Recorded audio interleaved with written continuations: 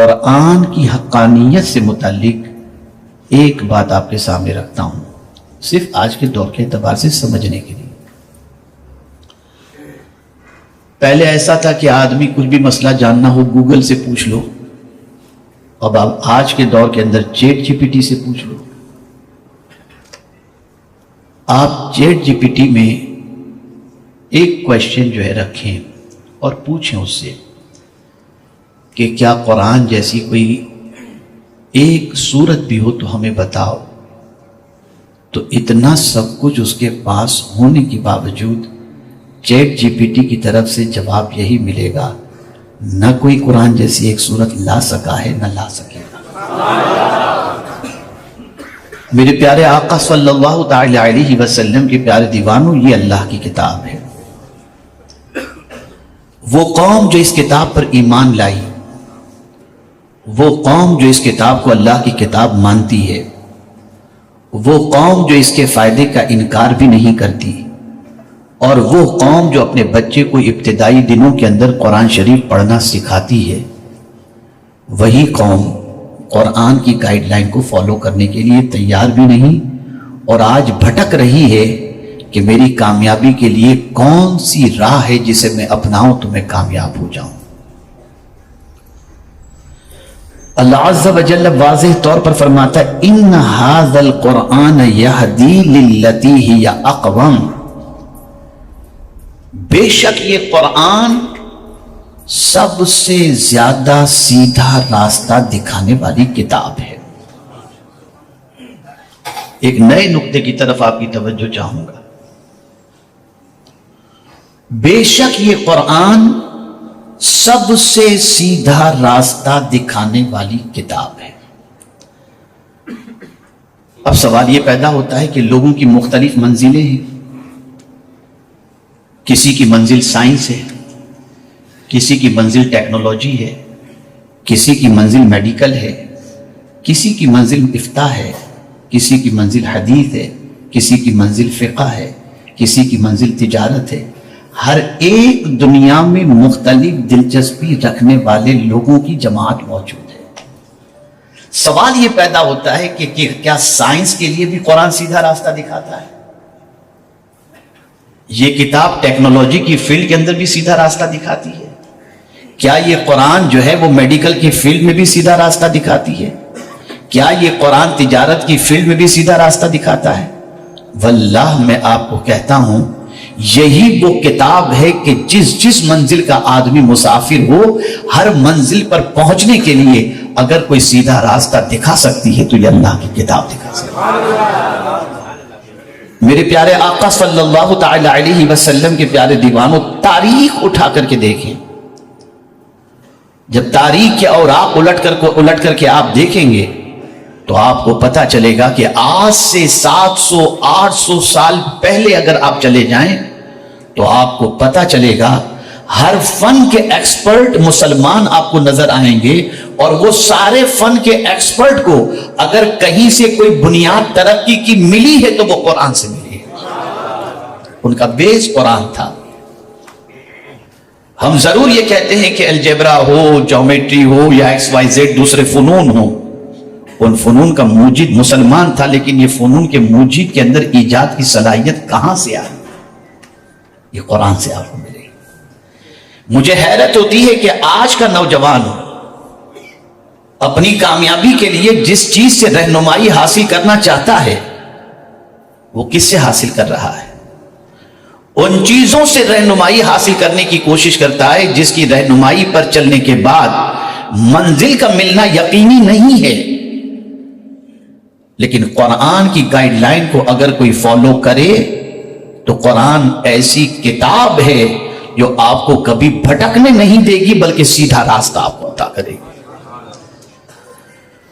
اور اللہ عز و جل کے علم میں یہ بات ہے کہ ایک زمانہ آئے گا کہ لوگوں کی توجہ قرآن پر ایمان رکھنے کے باوجود قرآن سے ہٹ جائے گی اور دوسری چیزوں کو فوقیت دینا شروع کریں گے، اور اپنی منزل کے تعین اور منزل کی راہ پر منزل تک پہنچنے کے لیے ایسی راہوں کا انتخاب کریں گے جو راہیں قرآن سے ٹکراتی ہوں گی، نتیجتاً نہ انہیں ہدایت ملے گی نہ وہ منزل مقصود تک پہنچ سکیں گے۔ بہت سنجیدگی سے آپ سنیں گے تو آج بھٹکنے کی وجہ بھی سمجھ میں آ جائے گی، اور سیدھے راستے پر چلنے والوں کا سیدھے راستے پر چلنے کا سبب بھی سمجھ میں آ جائے گا۔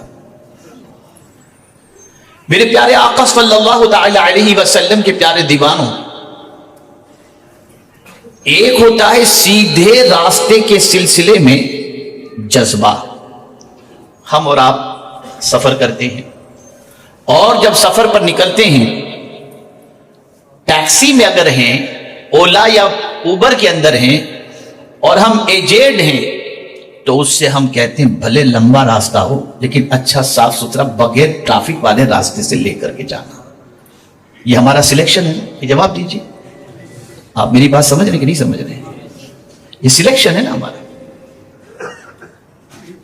میرے پیارے آقا صلی اللہ علیہ وسلم کے پیارے دیوانوں، تو پہلے راستے کے حوالے سے اپنی صحت، اپنی طبیعت، اپنی مینٹلٹی کو سامنے رکھ کر کے ہم نے جب گاڑی چلانے والے سے کہا کہ منزل ہماری وہ ہے، راستہ ایسے راستے سے لے کے جانا جہاں پر ہمیں دقت نہ ہو اور آرام سے پہنچ جائیں، پتہ چلا کہ ہم نے پہلے اپنا پلان بنایا، مائنڈ سیٹ کیا، اور پھر اس کے بعد ان کے سامنے یہ بات رکھی۔ وہ کچھ نہیں کرے گا آج کے دور کے اندر، فوراً گوگل، جی پی ایس، کہاں ٹریفک ملے گی، کہاں سے شارٹ کٹ ہے، وہ دبائے گا اور پھر لے کر کے چل پڑے گا۔ اور اگر وہ ٹیڑھا چل رہا ہے تو آپ خود جی پی ایس میں دیکھ لیں گے۔ اب تو ایسا نہیں کہ صرف پہلے کی طرف فلائٹ ہی میں جی پی ایس رہتا ہے، اب تو ہر موبائل میں جی پی ایس۔ نتیجتاً آپ خود بھی اپنے اعتبار سے راستے کا تعین کر کے اسے بتا سکیں گے تم غلط راستے پہ لے کے جا رہے ہو، ادھر سے لے کر کے جاؤ، ہے نا؟ یہ ساری جستجو، یہ ساری چیزیں آپ کس بنیاد پر کر رہے ہیں؟ اللہ نے آپ کو عقل دی ہے تو آپ کر رہے ہیں۔ توجہ چاہوں گا، اللہ نے آپ کو عقل دی ہے تب یہ آپ کر رہے ہیں، تو اللہ نے ہدایت کے 3 ذریعے رکھے اور بتا دیا قیامت میں تمہارا کوئی ایکسکیوز بھی قابل قبول نہیں ہوگا، مجھے معلوم نہیں تھا اس لیے مجھ سے گناہ ہو گیا۔ نہیں، ہم نے تمہیں 3 ذرائع دیے تھے سیدھے راستے پر چلنے کے لیے، تاکہ قیامت میں تم کوئی ایکسکیوز پیش نہ کر سکو۔ سب سے پہلا راستہ جو تم کو ہم نے دیا ہدایت کے لیے، جو ذریعہ عطا کیا، وہ خود تمہاری ذات ہے۔ تمہارے اندر ہی ہم نے ایسے جذبات رکھ دیے جس سے تم اچھے اور برے کی تمیز اور سیدھے راستے پر چلنے کا اپنے اندر جذبہ پیدا کر سکو۔ میں آپ کو قرآن کی روشنی میں بتاتا ہوں، فَأَلْهَمَهَا فُجُورَهَا وَتَقْوَاهَا۔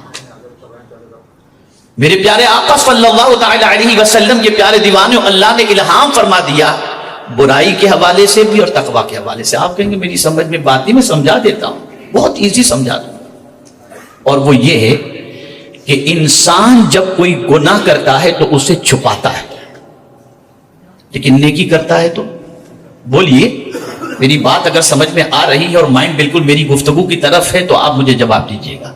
انسان گناہ چھپاتا ہے اور نیکی دکھاتا ہے۔ سوال یہ پیدا ہوتا ہے کہ گناہ چھپانے کے بارے میں کس نے کہا؟ ضمیر کہہ رہا ہے، تو گناہ بتائے گا تو ذلیل ہو جائے گا۔ تیرے گناہ کے بارے میں لوگوں کو خبر ہوگی تو لوگ تجھ سے نفرت کریں گے۔ تو یہ اندر سے جو آواز آتی ہے، یہ اللہ کی طرف سے ایک ہمیں سیدھا راستہ دکھانے کے لیے اللہ نے ہماری طبیعت کے اندر یہ بات رکھی ہے کہ میرے بندے، میں نے تجھے جج کرنے کی اور تجھے تمیز کرنے کی صلاحیت دے دی ہے، اور یہ چیز تیرے اندر میں نے رکھ دی ہے تاکہ تو اچھے اور برے کی تمیز پیدا اپنی زندگی میں کر سکے۔ اس کو دوسرے اینگل سے سمجھایا، وَهَدَيْنَاهُ النَّجْدَيْنِ، ہم نے ان کو خیر و شر دونوں کی راہ دی۔ مفسرین کی تفسیر کے اندر نجدین سے یہ بھی آیا ہے 2 ابری ہوئی چیز۔ نجد کو نجد اس لیے کہتے ہیں کہ وہ ابھرا ہوا ہے، ٹھیک ہے نا؟ 2 ابری ہوئی چیز کی طرف ہم نے ان کو ہدایت دی۔ کیا مطلب؟ ایک بچہ جو ماں کے پیٹ کے اندر، کوئی اس کو کھلانے پلانے والا کس طریقے سے وہ جیتا ہے وہ وہی جانتا ہے، لیکن ماں کے پیٹ سے نکل کر سیدھا ماں کے پستان کو چوسنا شروع کر دیتا ہے۔ یا اللہ، اس بچے کو کیسے پتا چلا کہ ماں کے پستان میں اس کی غذا ہے؟ تو قرآن جواب دیتا ہے ہم نے اس کو یہ ہدایت، ہم نے اس کو یہ راستہ دکھایا۔ ہم نے اس کو ہدایت دی.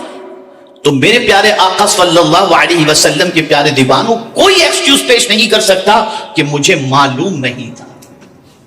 ہر آدمی کے انٹرنل جذبات کے اندر، اس کے نفس کے اندر، اس کی ذات کے اندر، اس کی فیلنگ کے اندر اللہ عز و جل نے اچھائی اور برائی کے بارے میں تمیز رکھ دی. اس لیے میری یہ بات یہاں پر جو پڑھے لکھے ہیں وہ اچھی طرح سے ذہن میں رکھیں. گناہ کر کے انسان ڈپریشن میں چلا جاتا ہے اور نیکی کر کے انسان فریش ہو جایا کرتا ہے. گناہ انسان کو بزدل کر دیتا ہے اور نیکی انسان کو طاقتور کر دیتی ہے. تو اے رسول اعظم صلی اللہ علیہ وسلم کے پیارے دیوانوں، اللہ نے ہمارے وجود میں یہ چیز رکھی. آپ دیکھتے ہوں گے مسجد سے نکل کر کوئی بے چین نہیں ہوتا، سنیما گھر سے نکل کر بے چین ضرور ہوگا، زنا کے اڈے سے نکل کر بے چین ضرور ہوگا، شراب کے اڈے سے نکل کر بے چین ضرور ہوگا. اور اگر ان برائیوں کے اڈوں سے وہ نکلتا ہے تو رومال بھی منہ پہ رکھ کے نکلے گا، کوئی دیکھ نہ. بھائی کس نے کہا کہ رومال منہ پہ رکھ کے نکلو؟ ضمیر کہہ رہا ہے کہ تو اچھا کام کر کے نہیں آ رہا. یہ ضمیر کے اندر صلاحیت کس نے پیدا کی؟ اس قادر مطلق نے پیدا کر دی، تاکہ کوئی ایکسکیوز نہ رہے، کوئی بہانہ نہ رہے کہ مجھے معلوم نہیں تھا.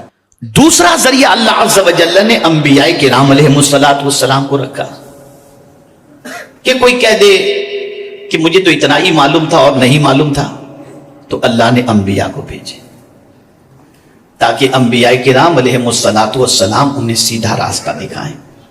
آقا کریم صلی اللہ تعالی علیہ وسلم اس فرش گیتی پر تشریف لائے تو سیدھا راستہ دکھانے کے حوالے سے کانفیڈنشلی کہہ رہے ہیں وَأَنَّ هَذَا صِرَاطِي مُسْتَقِيمًا فَاتَّبِعُوهُ، بے شک میرا یہ راستہ سیدھا راستہ ہے، اس کی پیروی کرو. آپ کے پاس کوئی ایکسکیوز نہیں کہ ہمیں معلوم نہیں تھا. سکھانے والے حضور تشریف لے آئے، سیدھا راستہ حضور صلی اللہ علیہ وسلم نے دکھایا. اور کس طریقے سے سیدھا راستہ دکھایا؟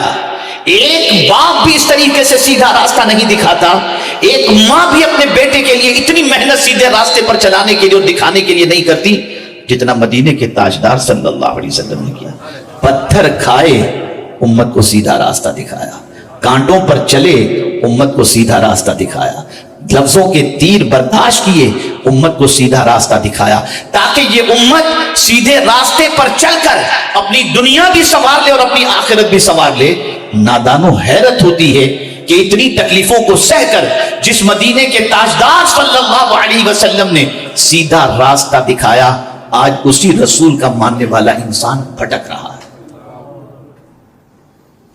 اگر برا نہ مانے تو میں کہہ دوں کہ سب سے زیادہ بگڑی ہوئی قوم اگر آج کے دور میں کوئی ہے تو اللہ ماشاءاللہ مسلمان ہے. برا مت مانیے گا.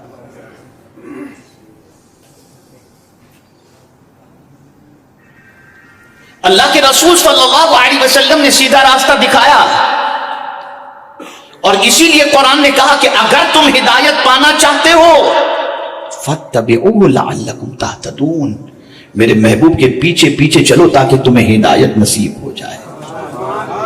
اور پھر کمال کی بات اللہ اکبر، میں جب سورہ فاتحہ کو پڑھتا ہوں اور اس اینگل سے دیکھتا ہوں تو میری اب دنگ رہ جاتی ہے کہ آپ دیکھیں جہاں ہم نے یہ کہہ دیا ایاک نعبد و ایاک نستعین، بے شک ہم تیری ہی عبادت کرتے ہیں اور تجھی سے مدد مانگتے ہیں.